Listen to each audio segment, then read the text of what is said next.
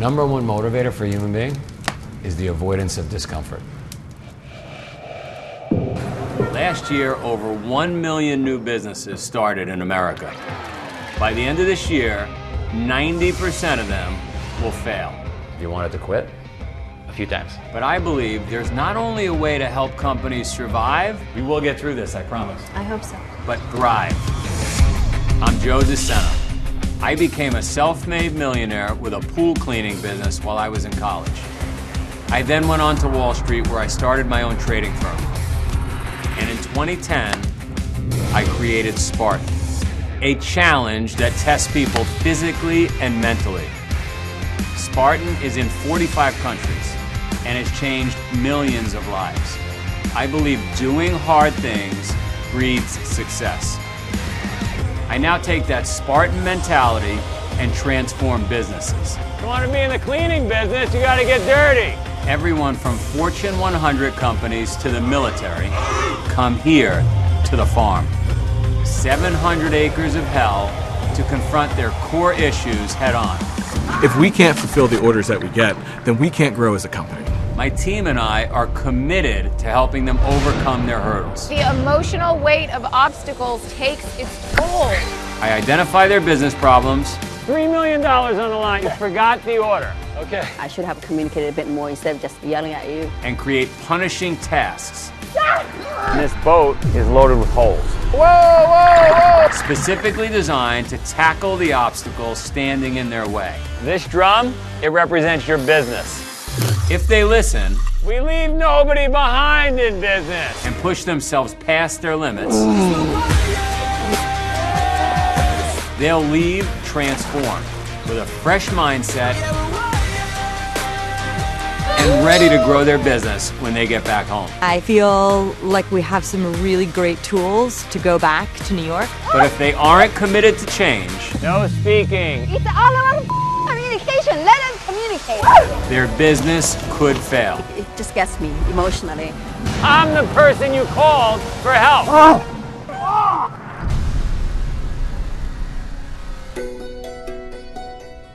Tonight I visit Bohemia, a boutique real estate agency based in Harlem.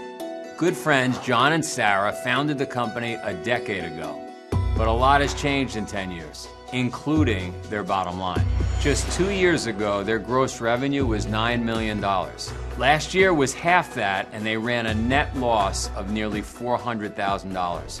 They're losing agents I left 2 months ago. So you left Bohemia and you went somewhere else. and taking out loans as they struggle to survive. Well, the past year dealing with COVID in New York has been extremely challenging. We weren't getting new accounts, we weren't closing deals, we weren't making money. It was just sort of punishment after punishment after punishment. I don't know if we're going to survive this. Bohemia reached out to me to ascertain what they could do to regain their position in the market. At their peak, they had over 40% of the market in Harlem. They're struggling to maintain 20% today. Take me home. Home is where I want to be. Home is where I want to be. Looking for John and Sarah? Is this gonna go on for a while, or? I gotta be honest with you.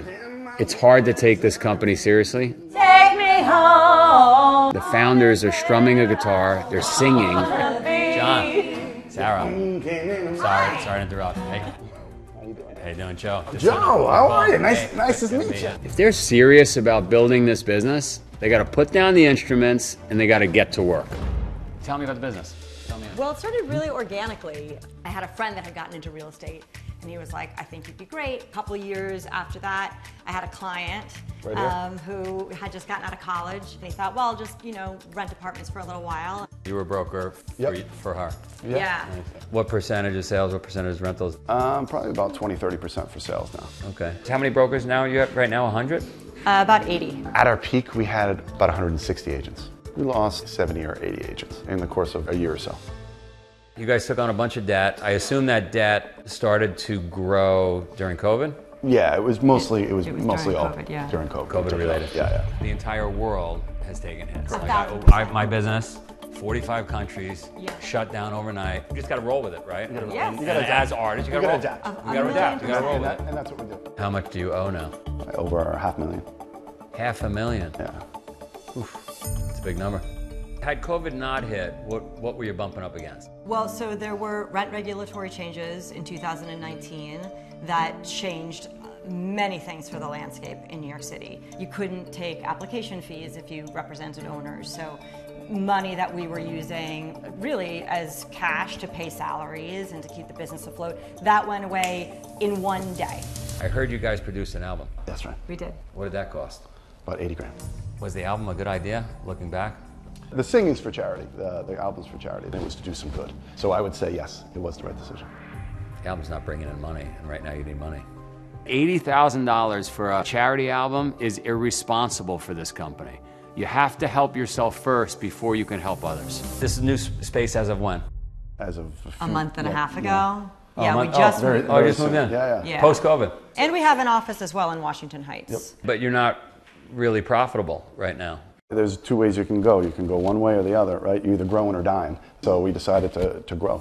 They have 2 offices. They lost half their agents. That's their first problem. This is not a good time to be talking about expansion.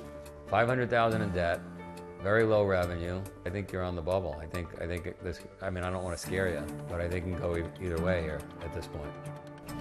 Yeah.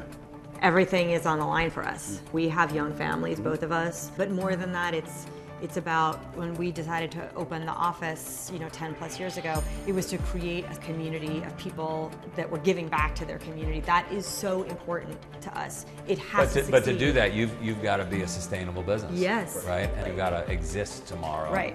What's on the line for you? I mean, everything. I put 10 years of my life in this business. I have family, sole provider. I have to succeed. There's no way that I can't succeed. If I'm going to get to the bottom of what's going on here at this company, I got to speak to one of the junior agents. I'm going to speak with Andy, who's only been here a few months. I do rentals right now. They don't really start you in sales, but that's definitely something I'd like to do down the line. I do think that would be a bit more lucrative. You're making money? I'm a junior, so we definitely make less than the seniors do. And our cuts are, as juniors, 30% at the most. Agents' commissions, they're the equivalent of 1 month of rent. So if somebody signs a lease for $2,000 a month through Andy, her 30% commission, it's only $600. So you see what happens here. If she and junior agents are only dealing with low-cost rentals, that's gonna make it incredibly tough for them to financially survive. So how are you surviving? Budgeting, but it's expensive here. Yeah, what do you spend on food every day? I try to keep it to around 10, which... 10 what? $10. $10 a day on food? Yeah. That's a big problem. Yeah. It's clear what their second issue is. They're not supporting their junior agents enough. The junior agent is underwater before they start swimming. Manhattan real estate broke records last year with over $30 billion in sales. And the median rent in New York City went up over 22%. There is a lot of commissions to generate. Hi, Joe. How are you? Chad? Sam. Okay, Sam, this is Chad. Chad and Sam are 2 of Bohemia's senior agents who somehow survived those early days. Change is hard, but you have to embrace it, I think. And if you're trying to hold on to the old system, then, yeah, I mean, there's a reason why things don't work. Chad. Yeah. Besides COVID, why are agents leaving Bohemia? What would you say it is? I feel like they are being coaxed and told that they will make money elsewhere by other firms, or they're giving up and moving on to something else. What percentage of the folks that leave are going to another company that does what you do? 50%. Wow, 50% of the people that leave. That's a problem. Yeah. How do we fix it? Do we need to change? Yeah, let's change. If Bohemia Realty can't turn things around and regain market share, I wouldn't be surprised if John and Sarah start losing some senior agents as well. The seniors generate bigger revenues for the company. If they start leaving, Bohemia has a big problem.